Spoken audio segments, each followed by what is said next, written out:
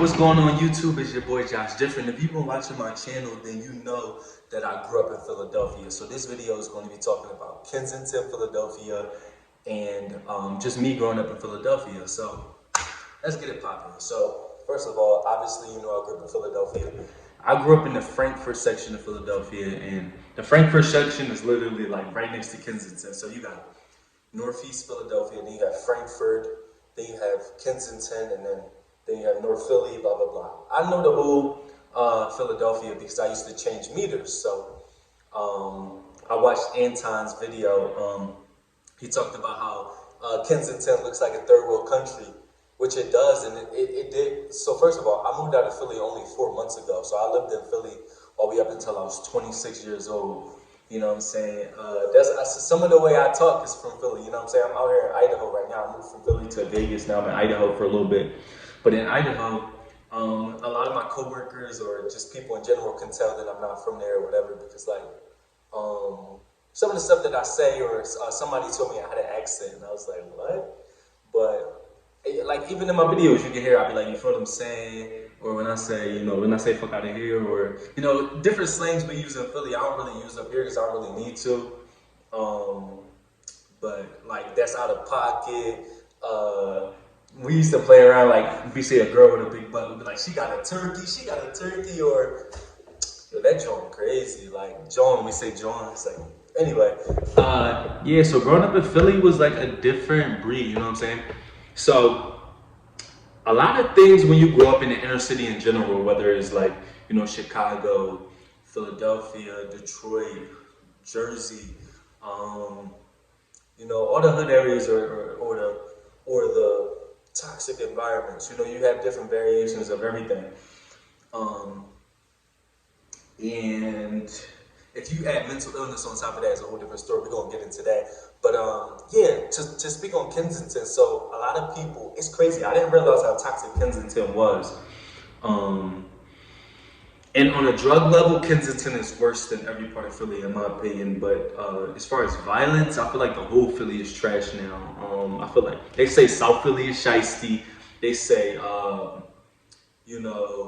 North Philly is probably the most in regards to violence. I mean, it's probably the worst in regards to violence.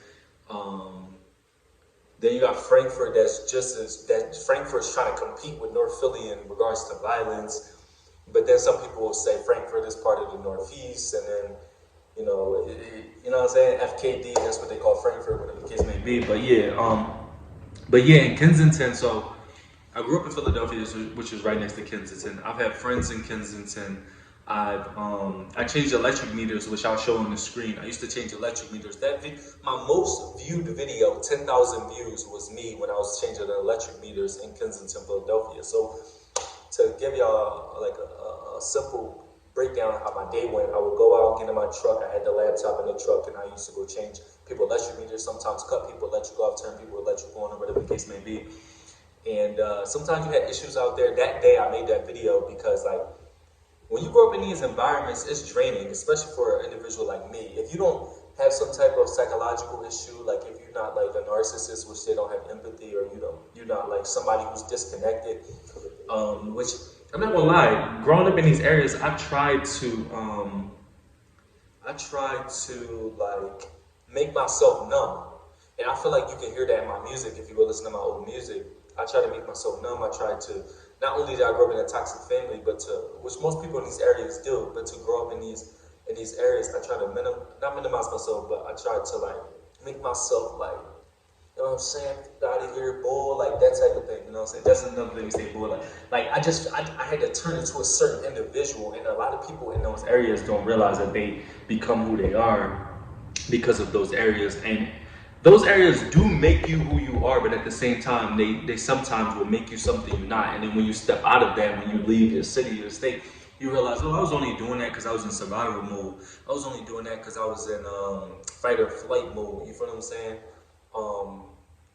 And Kensington is a different ballgame. But anyway, like go back to that video. So that video I had made, somebody had got jumped. They got beat up on the car. Like I said, I'm the type of individual who I internalize stuff, and that's what something I had to become aware of through my whole spiritual awakening. And like I feel like I've helped people that got jumped before, so I feel like if somebody get beat up, I take that in if I see it, or I seen a girl get hit or whatever the case may be. But in Philly, I've had these situations happen. You know, if a girl getting hit in Philly, you might as well just let that go because you'll mess around trying to help her, and she gonna attack you or snap on you or hit you or call the cops on you. When if her dude, I've had that situation happen. I was in West Philly trying to help, trying to change electric meters. Girl getting hit. I'm trying to help the situation and don't help because she gonna beat you up because you know what I'm saying. He could be whooping her ass in the middle of the street. She just gonna, I don't know. People off their rockers. Somebody calling me right now, but I'm gonna ignore it. Bro, I'm doing a video. I don't know who this is. Yeah, I don't know who that is, but anyway, yeah, I noticed that too. Like, you don't even really Corday, the music artist. Corday said this in one of his Breakfast Club interviews. He was, I forget where he grew up at, South Carolina or something. I don't remember where he grew up at. Yo, who is calling me?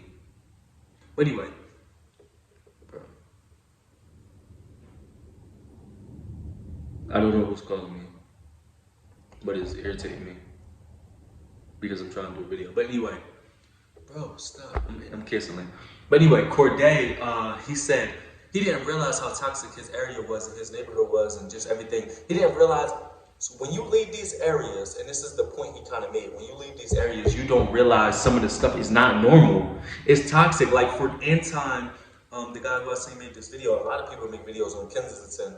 There's a whole page on Kensington. But when you leave these areas, you don't realize that this stuff is not normal and you shouldn't be growing up around this. You shouldn't be, and God forbid anybody went through a similar situation to me that your area was toxic on top of your family was toxic, because that'll break you down, that'll destroy you, that'll make you want to kill yourself. That, even though I wasn't suicidal as a young buck, you know what I'm saying? I was very resilient and very defiant. Like I felt like nobody could with me. You feel what I'm saying? And I still got that in me. Like it kind of like threw me a curveball when I stepped out of that, and then I realized that even people that I thought were close to me weren't really rocking with me. But growing up in those areas will really give you that dog in you. That's why I always tell people I got that dog in me. I don't know where it came from, but I got that dog in me. Like no matter what I go through, you can't break me. Like I'm flexing on, but nah. So anyway, my fault. I'm rambling. But back to Kensington. Kensington is a different breed. Kensington is drug capital of Philadelphia. Kensington is, it breeds a lot of toxicity. It breeds a lot of toxic people. If anybody knows who Pilar is, or Pilar, or whatever, the girl that's from Philly, and they said she got a lot of dudes set up in Philly, and killed or whatever the case may be. And there's a rapper from Philly named Leaf Ward, and he was basically saying she got a curse on her. But I don't know. I don't speak on that situation. It got nothing to do with me. But a lot of stuff like that happens in Philly as well, in Kensington, in Frankfurt. No matter where you at, for real, there's a lot of mental disorders going on. So there's a lot of women typically that are very toxic, and they get men lined up. They date men for a little while, and then men don't fall in line, become simps, and they get them killed.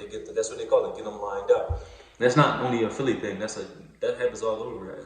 Rappers talk about this in Chicago. That definitely happens. You know what I'm saying? So you gotta really be careful who you deal with in Philadelphia.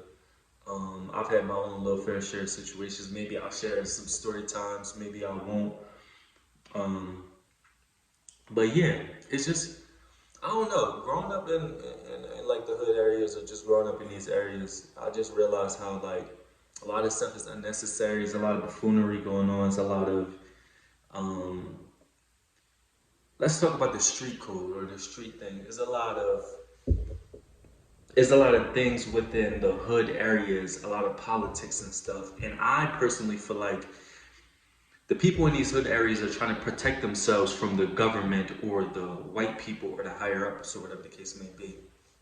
So they create these rules inside of the hood that are toxic, but they keep them safe in their comfortable dysfunction, which is where the no snitching comes in at, which is where a lot of these hood politics or the street code comes in at. Because it's like we battling against the system, we battling against each other, so we need each other to be able to unite in some way. But I feel like the disconnect in the streets is that people don't realize that this way of being is maybe outdated. Maybe it worked for a while back then when it first started, but now it's starting to be a little different. And also, the thing about the street code is that the thing about the streets in general is that most people don't follow the street code. Most people going to eventually snitch. Most people are not loyal. There is no loyalty in the streets. There really never has been. So I don't really understand why people still decide to fall into the streets. But I also do understand it. Like, it's gonna sound crazy, but I worked on myself so much that I understand when people go into the streets. I understand when people leave their family and they become homeless, and people be like, "Oh, that's their family." Because inside the hood, there's so much toxicity. Listen, I've been telling people because I started learning about personality disorders, narcissism, borderline personality disorder, and just trauma, CPTSD, everything within the hood, or whatever the case may be. And Dr. Romney kind of talked on this as well. But my intuition was telling me after learning all these things and just looking at different things, looking at my family, my cousins, my system, other people's families, people I knew from Kensington, people that I knew from Philadelphia, all that stuff like that, how people go on drugs or whatever the case may be. I started to realize that there's a pattern of how things are, and there's a pattern of how people are. So I was starting doing research, and it's literally an article, I put it up on the screen, is an article talking about how growing up in the inner city, as much as we glorify it, and I have like an addiction to it, because I'm in Idaho, and I'm thinking, I want to go back to a city. I might move to LA. You know what I'm saying? Rest in peace, PNB Rock. He from Philly, but he moved to LA. And, you know, anything can happen anywhere, but I have that craving to be in a city, but being in a city causes a very toxic addiction, because you got that negativity and that positivity becoming like, you know what I'm saying? It becomes an addiction, and it puts you on fight or flight mode.